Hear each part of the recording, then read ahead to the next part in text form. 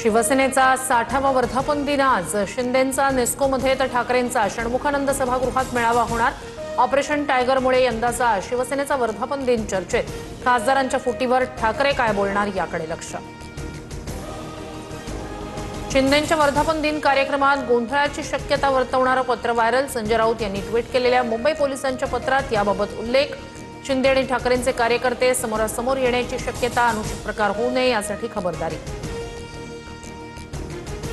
ठाकरेंच्या बंडखोर खासदारांना मुंबईतील हॉटेलमध्ये ठेवणार। शिंदेंच्या शिवसेनेकडून गोरेगावच्या वेस्टिन हॉटेलमध्ये बुकिंग केल्याची माहिती। सर्व खासदारांना गृह विभागाकडून Y+ दर्जाची सुरक्षाही पुरवली जाणार। ओमराजे, बंडू जाधव ही आमची माणसं होती, आमच्या काळजावर घाव झालाय, त्यांच्याकडून ही अपेक्षा नव्हती। पक्षातील बंडखोरीवर बोलताना सुषमा अंधारे यांना अश्रू अनावर। बंडखोर खासदाराच्या मुलीकडून ठाकरेंच्या शिवसेनेच्या मेळाव्याचा टीझर शेअर।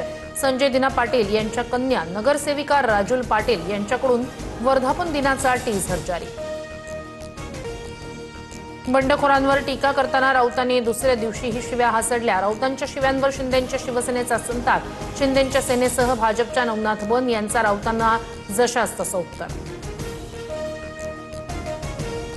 ठाकरेंनंतर आता पवारांच्या खासदारांकडे मोर्चा वळवल्याची चर्चा। शरद पवारांचे काही खासदार सुनेत्रा पवारांच्या संपर्कात, सूत्रांची माहिती। अमित शहा आणि सुनेत्रा पवार यांच्या भेटीत याविषयी चर्चा। खासदार पार्थ पवारही उपस्थित।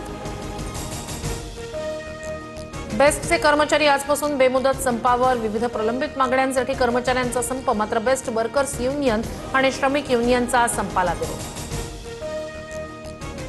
राज्यात 24 ते 25 जून पासून मान्सून सक्रिय होणार।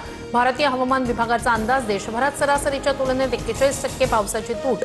मान्सूनची रखडलेली वाटचाल 24 जून पासून गतिमान होण्याची शक्यता।